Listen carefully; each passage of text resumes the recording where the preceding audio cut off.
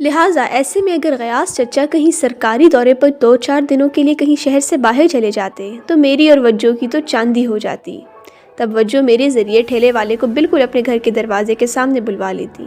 اور اگر کوئی چھوٹی پھیری یا ٹوکری والا ہوتا تو وہ ٹوکری سمیت گھر کے بڑے صحن میں موجود ہوتا، اور ہم دونوں بڑے اطمینان سے اور شاہانہ انداز میں اس کا مال اڑائے جاتے، اور سکینہ خالہ ارے ارے کرتے رہ جاتی۔ وجو آپی کے گھر کا ایک کردار فضلو بابا بھی تھے، جن کا اصل نام تو فضل الدین تھا، لیکن وقت کے ساتھ ساتھ فضلو بابا بن کے رہ گئے تھے۔ وہ غیاث چچا کے کنوار پنے کے دور کی یادگار تھے، اور ان کے محکمے میں پہلے تعیناتی کے وقت سے ان کے ساتھ ہی تھے۔ تب غیاث چچا نے مجبوراً کسی دوسرے شہر میں تعینات ہونے کے بعد انہیں عارضی طور پر اپنے گھر کے کام کاج کے لیے بھرتی کیا تھا، لیکن تب سے وہ غیاث چچا ہی کے ہو کر رہ گئے تھے۔ غیاث چچا پچھلے 30 سالوں سے جہاں بھی گئے فضلو بابا ان کے ساتھ ہی رہے، اور اب تو وہ ان کے گھر کا ایک مستقل حصہ بن چکے تھے، اور گھر کی پچھلی جانب بنے سرونٹ کوارٹر میں ہی رہتے تھے۔ وجو انہیں دنیا میں سب سے زیادہ پیاری تھی، اور وہی سب سے زیادہ ان کے لاڈ بھی اٹھاتے تھے، اس لیے اگر کبھی غلطی سے مجھ سے یا وجو سے کوئی ٹھیلے والا چھوٹ بھی جاتا تو وہ آ کر چپکے سے کبھی میرے اور کبھی وجو کے کان میں بتا دیتے کہ باہر بھٹے والا گھوم رہا ہے، یا پھر نمکین چنے اور میٹھے مرمرے والا کچھ ہی دیر میں محلے سے نکل جائے گا، جلدی کر لو جو بھی کرنا ہے، اور دوسرے ہی لمحے میں محلے کی پھاٹک کی طرف اڑا جا رہا ہوتا۔ وجو آپی جب اسکول سے واپس آ جاتی ہیں اور دوپہر کو اپنا اسکول کا کام لے کر برگد کے پیڑ کے نیچے اپنے صحن میں اپنا بستہ کھول کر اپنی کتابیں نکال لیتی، تب میرا محبوب مشغلہ ان کی ڈرائنگ کاپی کے صفحے پلٹ پلٹ کر سینکڑوں مرتبہ پہلی دیکھی ہوئی وہ تصاویر دیکھنا ہوتا تھا جو وجو آپی نے خود اپنے ہاتھ سے بنائی ہوتی تھی۔ ان کی ڈرائنگ بہت عمدہ تھی، اور تصویروں میں رنگ بھرنا تو انہیں خوب آتا تھا۔ کیا مجال ہے کہ ایک رنگ ذرا سا بھی دوسرے رنگ پر چڑھنے پائے، اور سچ تو یہ ہے کہ وہ زندگی کے ہر معاملے میں اسی قاعدے اور سلیقے کی قائل تھیں۔ ان کے بستے میں رکھی کتابوں کی ترتیب تک ان کی نفاست کی گواہ تھی۔ جب تک میں اسکول میں داخل نہیں ہوا تھا، میرا تقریباً سارا ہی دن ان کے اسکول سے واپس آ جانے کے بعد انہی کے گھر میں گزرتا تھا۔ پھر شام ڈھلے فاری بھیا مجھے ڈھونڈتے ڈھانٹتے وہاں آ پہنچتے، اور گھر واپس لے جاتے وقت سارا رستہ ڈراتے رہتے کہ امی شدید غصے میں اور ہاتھ میں باورچی خانے سے بڑا والا چمٹا لیے صحن ہی میں کھڑی میرا انتظار کر رہی ہیں۔ لیکن جیسے ہی میں صحن کا دروازہ کھولتا اور امی پر میری نظر پڑتی، میں بھاگ کر جا کر ان سے لپٹ جاتا۔ اس سے پہلے کہ امی مجھے کچھ بھی کہیں، میں فوراً فاری بھیا کی شکایتیں لگانا شروع کر دیتا کہ وہ مجھے سارے راستے ڈراتے دھمکاتے ہوئے لے کر گھر آئے ہیں۔ امی ابھی دوسرے ہی لمحے سب کچھ بھول بھال کر بڑے بھیا کو ڈانٹنے لگ جاتی۔ کتنی بار کہا ہے کہ چھوٹے بھائی کو یوں نہیں ڈرایا کرتے، اس طرح بچوں کے دل میں ہمیشہ کا ڈر بیٹھ جاتا ہے جو کبھی نہیں نکلتا، وغیرہ وغیرہ۔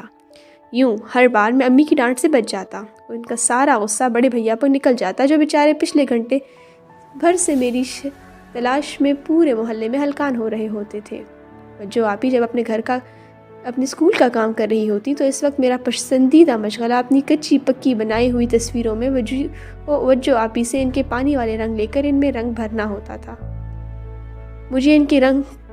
خصوصاً پانی والے رنگوں کی ڈبیاں بہت پسند تھی، جس میں 12 رنگوں کی ٹکیاں اور اس کے ساتھ ہی صاف اور استعمال شدہ پانی کی چھوٹی چھوٹی سلور کی 2 پیالیاں ڈبیاں کے اندر ہی لگی ہوتی، جو ساتھ ساتھ مجھے رنگ بھرنا سکھائے جاتی اور اپنے اسکول کا کام بھی ختم کر لیتی۔ مجھے رنگوں کا جنون تھا، لیکن خود میں اپنے محدود جیب خرچ میں بمشکل 50 پیسے میں دستیاب مومی رنگوں کی وہ چھوٹی سی ڈبیاں خرید پاتا تھا، جس کے اندر 3 انچ کی لمبائی کے برابر 12 عدد رنگین مومی پنسلیں ہوتی تھی، لیکن وہ رنگ بے حد نازک ہونے کی وجہ سے بہت جلد ٹوٹ جاتے تھے اور استعمال بھی بہت تیزی سے ہو جاتے تھے۔ لہٰذا وجو آپی کے ان قیمتی پانی والے رنگوں سے اپنی تصویروں میں رنگ بھرنا میرے لیے ایک بہت بڑی عیاشی سے کم نہیں تھا۔ وجو آپی کے لیے غیاث چچا ہر ماہ ڈیئر برانڈ کے 12 رنگین پنسلوں کی ڈبیاں بھی لے کر آتے۔ ان کی بنی ہوئی اس ڈبیا پر کالے ہرن کی ایک تصویر بنی ہوئی تھی، اور ہر ماہ ہی نئی ڈبیاں ملنے پر وجو اپنی پرانی آدھی استعمال شدہ پنسلیں میرے حوالے کر دیتی تھی، اور اگلا پورا مہینہ ان کی دی ہوئی یہ پنسلیں امارا اور بڑے بھیا سے چھپا کر رکھنے میں صرف کر دیتا تھا، کیونکہ وہ دونوں میرے رنگوں کے دشمن تھے۔ باقی رنگوں کے تو خیر بھی تھی، لیکن وجو کے دیے ہوئے یہ رنگ میں کسی قیمت پر کسی اور کو استعمال کرتا نہیں دیکھ سکتا تھا۔ لہٰذا امارا اور بھیا سے اس بات پر ہمیشہ میرا جھگڑا ہی ہوتا رہتا کہ میرے سبز رنگ کی پنسل کس نے اٹھائی، یہ دھانی رنگ کی پنسل زیادہ گھسی ہوئی کیوں ہے، سرخ پنسل کی نوک کس نے توڑی؟ ابھی تو میں نے تازہ گھڑ کے رکھی تھی۔ مجھے تو خود وجہ آپی بھی کسی نازک سی رنگین پنسل جیسی ہی دکھتی تھی، تیکھے اور نازک سی نقوش، گلابی رنگت، بڑی بڑی سی کالی آنکھیں، ستواں سی ناک اور گالوں میں پڑنے والے 2 چھوٹے چھوٹے سے گلابی گڑے، گویا ہر نقش ایسے جیسے کسی مصور نے برسوں کی محنت کے بعد تیز نوک والی گلابی پنسل سے زندگی کے کوڑے صفحے کاغذ پر کوئی مورت اتاری ہو۔ اور پھر وہ ذہین بھی اتنی تھی کہ 5ویں جماعت میں ہی ضلع بھر میں ان کی پہلی پوزیشن آئی تھی اور ان کو حکومت کی جانب سے وظیفہ بھی ملا تھا۔ مجھے یاد ہے اس روز غیاث چچا نے وجہ کی اتنی بڑی کامیابی پر پورے محلے کی دعوت کی تھی۔ تمام گھر کو اندر اور باہر قلی پھیر کر سفیدی سے چمکایا گیا تھا۔ عشقی دوپہر سے کئی مرتبہ گھر کے بیرونی راستے پر چھڑکاؤ کر چکا تھا تاکہ گرد مستقل بیٹھ جائے۔ نیلے، پیلے، ہرے، سرخ اور اودی رنگوں کی بتیوں کی چمکتی لڑیوں سے سارا گھر سجا دیا گیا تھا۔ ہم سارے محلے کے بچوں کے لیے میری بسکٹ کے سرخ چمکتے ٹن منگوائے گئے تھے جس پر ایک گھومتی ہوئی بچی کی تصویر بنی ہوئی تھی۔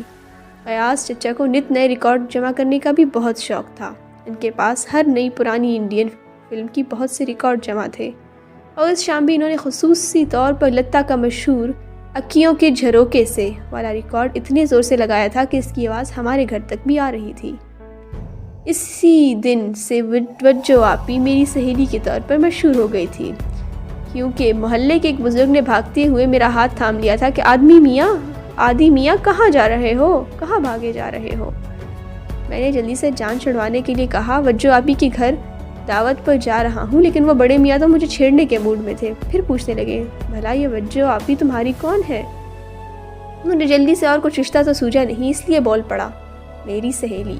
بس جی پھر کیا تھا، وہ بڑے میاں خود تو ہنستے ہنستے لوٹ پوٹ ہو ہی گئے تھے، ساتھ میں انہوں نے پورا ہی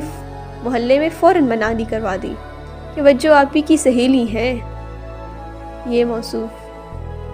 پھر تو جسے بھی دیکھو مجھے روک روک کر یہی پوچھتا کہ ہاں بھائی آدی کی سہیلی کیسی ہے؟ خدا بچائے ان بڑوں کی شرارتوں سے ایک بار کسی کے پیچھے پڑ جائیں تو پھر اس کا بتنگڑ بنانے میں ان کا بھی کوئی جواب نہیں ہے۔